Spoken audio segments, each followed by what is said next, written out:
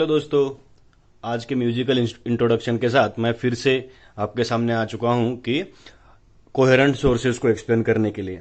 दोस्तों, इंटरफेरेंस में आपको बहुत मजा आ ही रहा होगा। बेटा, आज हम अगला टॉपिक जो इंटरफेरेंस के बाद का टॉपिक है, जिससे हम बैंडविड्थ के थोड़ा सा आगे बढ़ते हैं और कंडीशंस के थोड़ा सा आगे बढ़ते हैं, वैसा हमारा टॉपिक है आज का, explanation of coherent sources and methods to obtain coherent sources. ये बेटा नया टॉपिक ऐड हुआ है सिलेबस में। ये बहुत इंटरेस्टिंग टॉपिक है। मैंने भी इसे बहुत डिटेल में समझाने की इस वीडियो में कोशिश की है। डिस्क्रिप्शन में आप पुराने वीडियोज के सारे लिंक देख सकते हो। जो नए हैं लोग वो पुराने वीडियोज को अच्छे से देखेंगे तो उन्हें बहुत इजीली आगे चलने की प्रेरणा मिलेगी। तो बेटा, हम बिल्कुल टाइम ना गवाते हुए वेव ऑप्टिक्स में हमारे नए टॉपिक को डिस्कस करते हैं, explanation of coherent sources and methods to obtain coherent sources. ये दो नए टाइप के इंस्ट्रूमेंट्स या दो नए टाइप के फिनोमिनॉन हमें सीखने को मिलने वाले हैं, जो आपको बहुत ज्यादा पसंद आएंगे। तो पहली बात, ये कोहेरेंट नाम हमने कब सुना था? हमने सुना था आज सुबह, जब हमने इसके पहले का लेक्चर पढ़ा था, जिसमें मैंने कहा था कि what are the conditions to obtain steady interference pattern. और स्टेडी इंटरफेरेंस पैटर्न के लिए हमारी पहली कंडीशन थी, मुझे बहुत स्टूडेंट्स ने पूछा भी था कि सर नया वर्ड है कोहेरेंट कोहेरेंट करके। तो पहली कंडीशन हमारी थी कि the two sources must be coherent. अब कोहेरेंस का मतलब क्या है? नया वर्ड है। अब कोहेरेंस का मतलब होता है अगर दो sources they are emitting waves. अब कौन सी वेव इमिट करेंगे? लाइट वेव ही क्या करनी है बेटा? इमिट करनी है। They are emitting waves, light waves in same phase, same frequency, independent of time, are called as coherent sources. यानी जिनमें की फ्रीक्वेंसी भी सेम होगी और दोनों लाइट सोर्सेस कैसे हो गए? इन सेम फेज। तो बेटा समझ लीजिए, एक सोर्स हमारे पास S1 है, एक सोर्स हमारे पास कैसा है? S2 है। तो इन दोनों में से लाइट कैसा निकलना चाहिए? In same phase, in same frequency, independent of time, that is called as coherent sources. अब हम क्या कह सकते हैं कि हमें लाइट कैसा चाहिए? मोनोक्रोमेटिक चाहिए। हमें लाइट चाहिए मोनोक्रोमेटिक, और समझ लीजिए लेजर जैसा हमें लाइट यहां पे क्या करना है? तैयार करना है। तो उसके लिए हम दो सोर्सेस के बजाय, मैं आज जो मेथड्स आपको बताने वाला हूं, उन दो मेथड्स को बहुत शांति से देखना। ये बहुत ट्रिकी मेथड्स है, बहुत मजेदार मेथड्स है। जैसे मैं यहां पे अगर टॉर्च लगाऊंगा तो हमारे पास कितना सोर्स है? एक ही सोर्स है, बट एक सोर्स को ही हम दो सोर्सेस में कैसे कर सकते हैं? कन्वर्ट कर सकते हैं। यानी एक सोर्स होगा रियल। देखिए क्या करने वाले, एक सोर्स क्या होगा? रियल, और एक सोर्स होगा वर्चुअल। यानी ऐसा लगेगा कि लाइट वहां से आ रहा है, लेकिन वहां से आता नहीं है। तो उसके लिए क्या सेटअप करना पड़ेगा, क्या करना पड़ेगा? यानी एक ही सोर्स, अगर देखिए यहां पे हमारा एक सोर्स है, तो इस सोर्स से जो लाइट आ रहा है ये हो गया बेटा हमारा रियल सोर्स। और अगर ऐसा लगे कि इसका ही लाइट यहां से भी आ रहा है, देखो सोर्स एक ही है लेकिन ऐसा लग रहा है कि लाइट दो जगह से आ रहा है, तो वो लाइट तो सेम फेज में ही रहेगा, क्योंकि बेटा सोर्स तो एक ही है। तो ये होगा कैसे? तो यही तो इसमें पढ़ना है, इस लेक्चर में हमें यही पढ़ना है। और लेक्चर में हम दो मिरर्स पढ़ेंगे। एक मिरर रहेगा हमारा, उसे कहा जाता है लॉयड्स मिरर। एक मिरर है लॉयड्स मिरर, और एक है बायप्रिज्म एक्सपेरिमेंट, और फ्रेस्नेल्स बायप्रिज्म कहा जाता है। तो बायप्रिज्म और लॉयड्स मिरर, इन दोनों की सहायता से हम क्या कर सकते हैं? हम कोहेरेंट सोर्सेज बना सकते हैं। तो बना के देखते हैं। डायग्राम सब साथ में निकालेंगे। जैसे हमने पहले कलरफुल पेन्स का इस्तेमाल किया था, हम आज भी वैसा ही करेंगे, आप भी वैसा ही करना। और लाइक कमेंट सेक्शन में बेटा लाइक करते रहिए और कमेंट करते रहिए। तो यहां समझने के लिए हम पहले लॉयड्स मिरर का इस्तेमाल करेंगे। बेटा पहले हम डायग्राम निकाल लेंगे, फिर बाद में एक्सप्लेनेशन लिखेंगे। डायग्राम आपको मेरे साथ निकालनी है।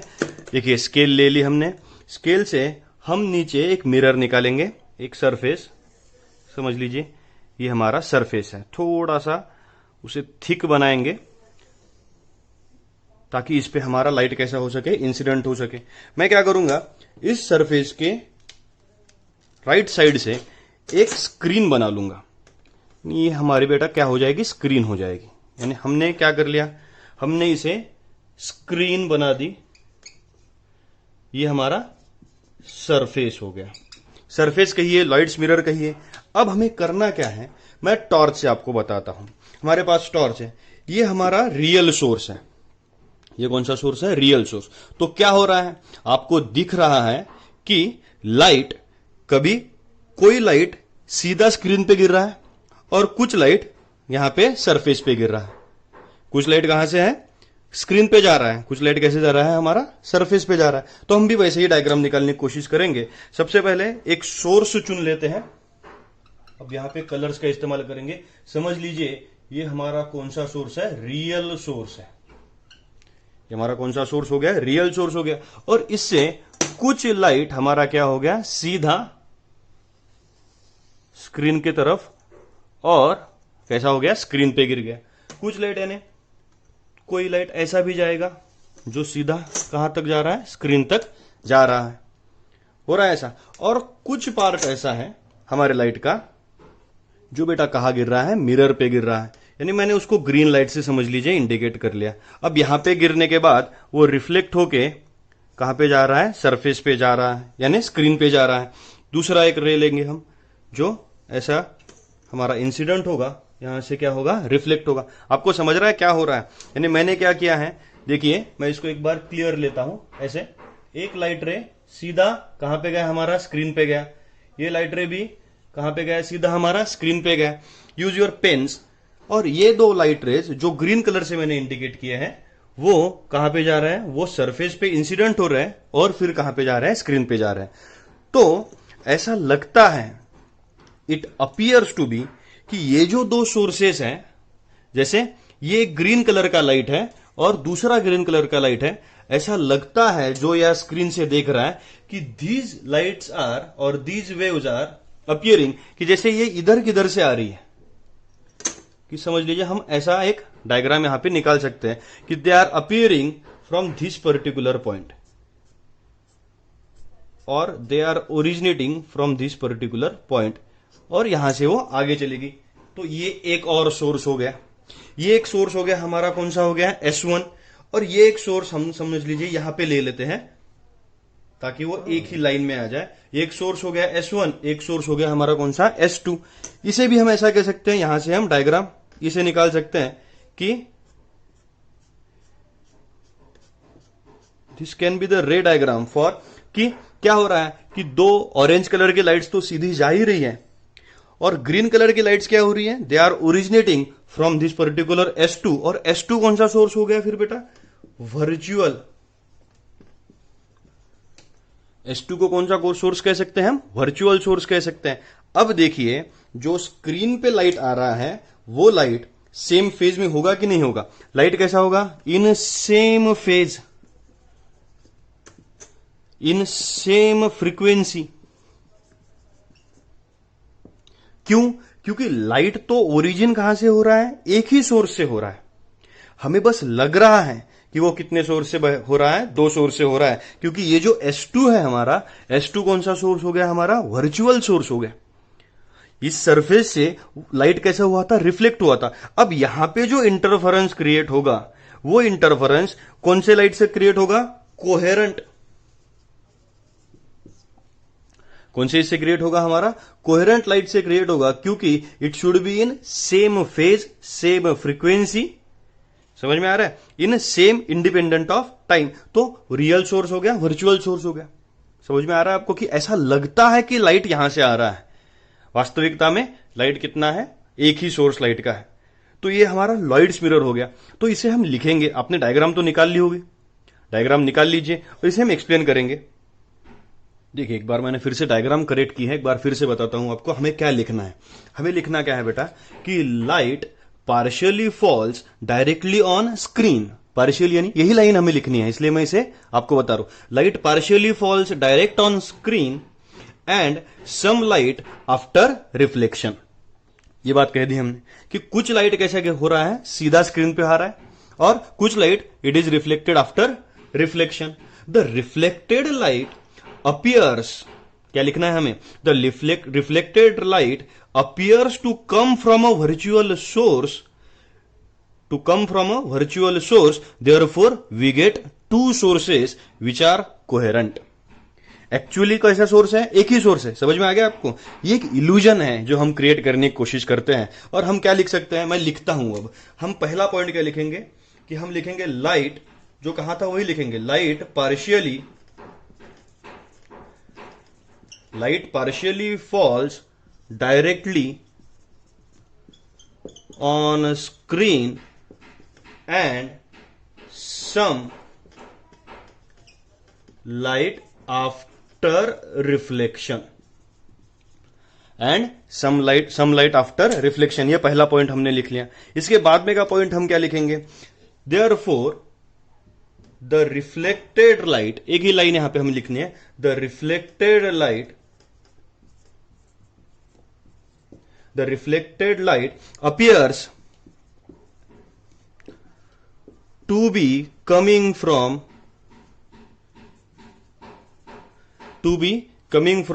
a virtual source as in figure। और थर्ड पॉइंट हम यहां पे भी लिख सकते हैं, thus we get coherent sources. यानी आपको मेरे साथ में भी क्या मिल गए, कोहेरेंट सोर्सेस मिल गए। कौन सा मिरर था बेटा, लॉयड्स मिरर था।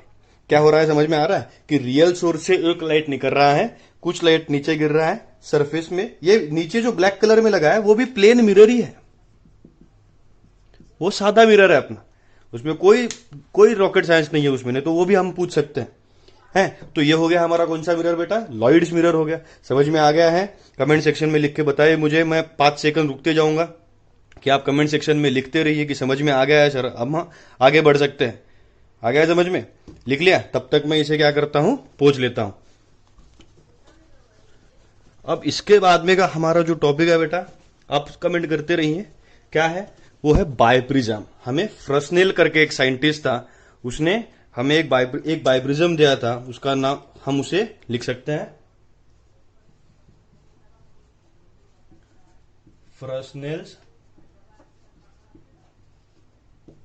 फ्रस्नेल्स बाइप्रिज्म। तो आपको इसे एक बार डायग्राम निकाल के दिखाते हैं। तो चलो ये बन गई डायग्राम। अब डरना नहीं है, बहुत आसान डायग्राम है, मैं बताता हूं, बिल्कुल टेंशन मत लीजिए। कभी कभी आपको क्या है, आसपास हथौड़ों की आवाज सुनाई देती होगी, तो हमारे घर के बाजू में काम चालू रहता है, इसलिए आप सुन सकते हैं। Take it as a background music for our lecture. तो क्या है कि फ्रस्नेल्स बाइप्रिज्म है। अब बाइप्रिज्म है क्या, मैं आपको क्लियरली पूरी डायग्राम शांति से बताऊंगा। हमारा एम याद रखिए, हमें कौन से सोर्सेस तैयार करने हैं, कोहेरेंट सोर्सेस तैयार करने हैं। यानी क्या, कोहेरेंट सोर्सेस में क्या हो जाएगा, कोहेरेंट सोर्सेस में हमें क्या करना है कि रियल सोर्स के बजाय वर्चुअल सोर्सेस का एक्सप्लेनेशन करना है। तो आप देखिए, बाइप्रिज्म यानी कौन सा एग्जाम्पल होता है, और प्रिज्म होता है जिसका एंगल, प्रिज्म एंगल कितना है, बहुत ज्यादा है, यानी अप टू 179 डिग्री तक इसका क्या रह सकता है, इसका प्रिज्म एंगल 179 डिग्री तक रह सकता है बेटा। तो ऐसा ये बाइप्रिज्म है। हमें बस इस बाइप्रिज्म का यूज देखना है कि क्या करना है। पहले तो बहुत ज्यादा फोकस कीजिए इन लाइंस पर, जो हमारा एक रियल सोर्स है। यहां पे इससे रियल सोर्स निकला, 2 लाइंस निकली, 2 लाइट निकला। अब मैंने क्या किया है, मैंने बेसिक लाइंस निकाली है, बेसिक लाइट हमने निकाला है। एक यहां की एज पे गया, एक लाइट यहां की एज पे आया, और सीधा ग्रीन कलर से क्या हो गया, 2 एज ऑन द स्क्रीन क्या उन्होंने बना दिए। फिर ये जो ब्लू कलर है, ब्लू कलर, ये हमारा इंपॉर्टेंट कलर है यहां पे, क्योंकि ब्लू कलर एक यहां से रिफ्रैक्ट हुआ, यहां तक पहुंचा, प्रिज्म से रिफ्रैक्ट हुआ, यहां तक पहुंचा। यानी यहां पे बेटा क्या बनी होगी, इमेज बनी होगी हमारी। समझ में आ रहा है? इस साइड पे क्या बना होगा, इमेज बना होगा। और यहां से, यानी इमेज का ये हो गया हाईएस्ट पॉइंट, ये हो गया लोएस्ट पॉइंट, और हाईएस्ट पॉइंट और लोएस्ट पॉइंट दोनों हमने कवर अप कर लिए। देखिए, और इसके बीच में ये जो ग्रीन कलर का जोन है पूरा, इसे इंटरफेरेंस रीजन हम कह सकते हैं कि यहां पे इंटरफेरेंस हुआ होगा। अब प्रॉब्लम क्या है, हमारा प्रॉब्लम इधर नहीं है, हमारा प्रॉब्लम ये है कि S1 और S2 हमें दिखने चाहिए। और S1 और S2 दिख सकते हैं कैसे, कि जो यहां से ये ब्लू लाइन आ रही है, ये S से आ रही है, but it appears that, appear होना बहुत इंपॉर्टेंट है, यहां पे फील होना बहुत इंपॉर्टेंट है, कि फील ऐसा हो रहा है कि ये जो ब्लू कलर है वो यहां से आ रहा है। यहां का भी ये जो ब्लू कलर है वैसे आ तो यहां से रहा है, बट ऐसा फील हो रहा है कि वो कहां से आ रहा है, यहां से आ रहा है। तो S1 और S2 एक्चुअली में है क्या, नहीं है, बट फील होते हैं कि these are the sources. This two are the sources, और इसलिए इन सोर्सेस को क्या कहा जाता है, वर्चुअल सोर्सेस कहा जाता है। डायग्राम बहुत इजी है, डायग्राम आपको फिर से एक बार बताता हूं। एस हमारा कैसा सोर्स हो गया बेटा, रियल सोर्स हो गया। इस रियल सोर्स से लाइट निकल रहा है ऐसे, बट लाइट जब ऐसे निकल रहा है और यहां से रिफ्रैक्ट होके ऐसे बेंड होके यहां पे हमारे लिए क्या बन रहा है, पूरा स्ट्रक्चर बन रहा है इमेज का। अब इमेज का स्ट्रक्चर अगर यहां पे बन रहा है तो लाइट हमें लगता है कि वो ऐसे आ रहा है, सीधा ही आ रहा है। इट अपियर्स दैट कि लाइट ऐसे आ रहा होगा। समझ में आ रहा है? कोई यहां के एस के बारे में सोचता नहीं, जबकि एस कैसा है, रियल है। एस कैसा है, हमारा रियल है। मजा आ रहा है कि नहीं, बताइएगा कमेंट बॉक्स में लिखिए। हम क्या कर रहे हैं कि एस कैसा है, हमारा रियल है। S1 और S2 कैसे है, दो सोर्सेस हमारे वर्चुअल सोर्सेस है, और इसलिए वर्चुअल सोर्सेस एस के जैसे ही है, इसलिए हम कह सकते हैं वो कैसे है, कोहेरेंट है। सोर्सेस कैसे हैं हमारे, कोहेरेंट है। तो इसलिए हम सेम स्ट्रक्चर लिख सकते हैं, जैसा हमने कहां पे लिखा था, लॉयड्स प्रिज्म के लिए जो लिखा था वही हम बाइप्रिज्म के लिए भी लिख सकते हैं। लेकिन बाइप्रिज्म के लिए एक ही लाइन में मैं लिख सकता हूं नीचे। मैं ज्यादा अब यहां का टाइम नहीं लूंगा, डायग्राम ही बहुत इंपॉर्टेंट है, क्योंकि डायग्राम अगर समझ गई तो हमें सब कुछ समझ जाएगा। तो डायग्राम एक बार फिर से चेक कर लीजिए, देखते रहिए। समझ में आया बेटा कि बताते रहिए कि समझ में आ गया है सर। अगर वो समझ में आ गया तो थोड़ा सा 2-4 सेकंड ज्यादा हो जाएगा, 2-4 सेकंड ज्यादा देख लीजिएगा, डेटा रिजोल्यूशन कम करके देखिए, यानी थोड़ा ज्यादा टाइम हम देख सकते हैं।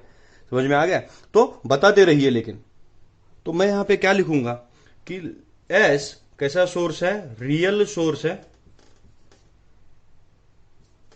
बट लाइट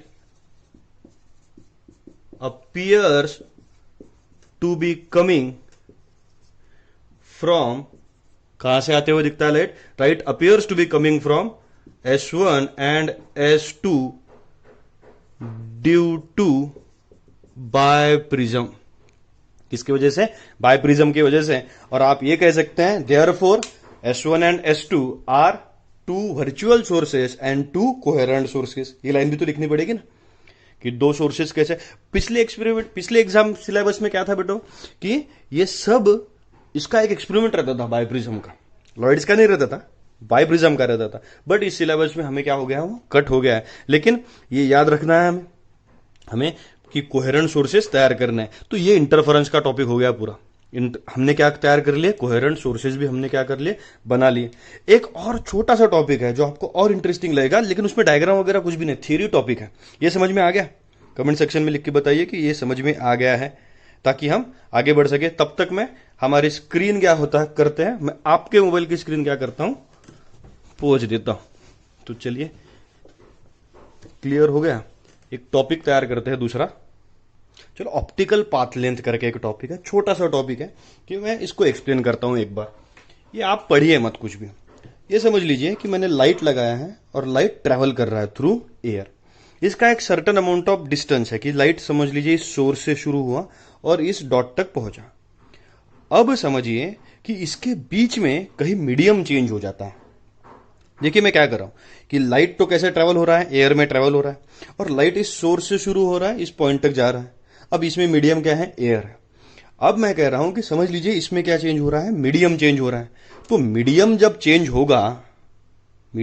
चेंज होगा तो लाइट रिफ्रैक्ट होगा, और लाइट का सारा डिपेंडेंस किस पे आएगा, एन पे आएगा। एन यानी क्या पॉइंट टर्म होती है, रिफ्रैक्टिव इंडेक्स की टर्म होती है। देखिए आप पढ़िए मत नीचे, मैं क्या बोल रहा हूं इसको देखिए कि लाइट यहां से सोर्स से निकल रहा है, इस पॉइंट तक जा रहा है।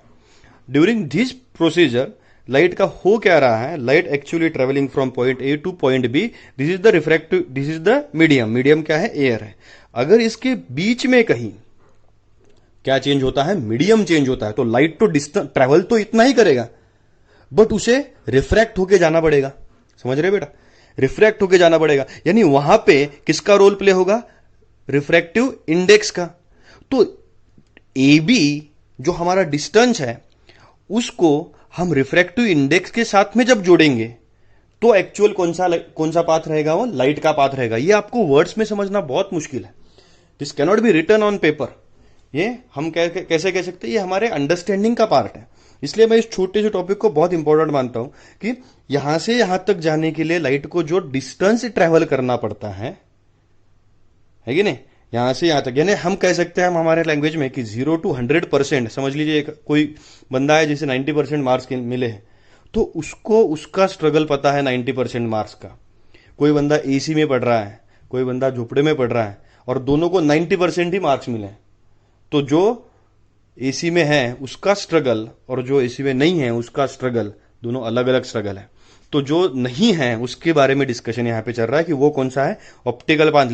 हर कोई तो क्या है, एंड रिजल्ट ही देख रहा है, बट हमें रिफ्रैक्टिव इंडेक्स की मीडियम कैसा था उसे भी देखना पड़ेगा। तो हम यहां पे देखते हैं, देखिए, when a wave travels at a distance of delta x through a medium having refractive index n, its phase changes by some amount, let its distance can be considered to be n delta x, where n क्या है हमारा, N हमारा क्या है, refractive index है। तो हम ऐसा कह सकते हैं कि जो डिस्टेंस आपने कहा था एक्स, उसे हम अब क्या कहेंगे, एन डेल्टा एक्स, क्योंकि एन एयर के लिए कितना है बेटा, 1 है, पर जब वाटर में जाता है तब इसकी वैल्यू कुछ तो हो जाती है, समथिंग समथिंग हो जाती है, तो that will be it's optical path of light in water.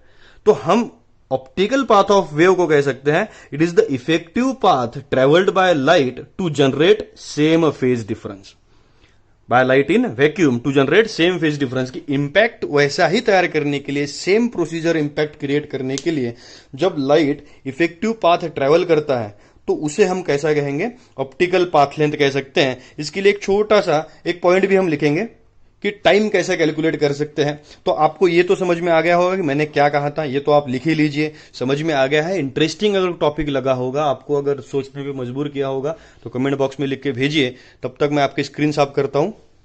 तो अब मैं मेरे हिसाब से डेफिनेशन बनाऊंगा ऑप्टिकल पाथ की। क्या है ऑप्टिकल पाथ?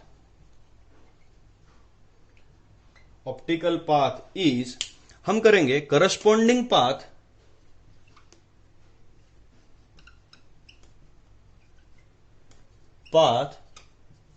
टू, किसके साथ करस्पॉन्डिंग पाथ है, वैक्यूम के साथ, corresponding path to vacuum that light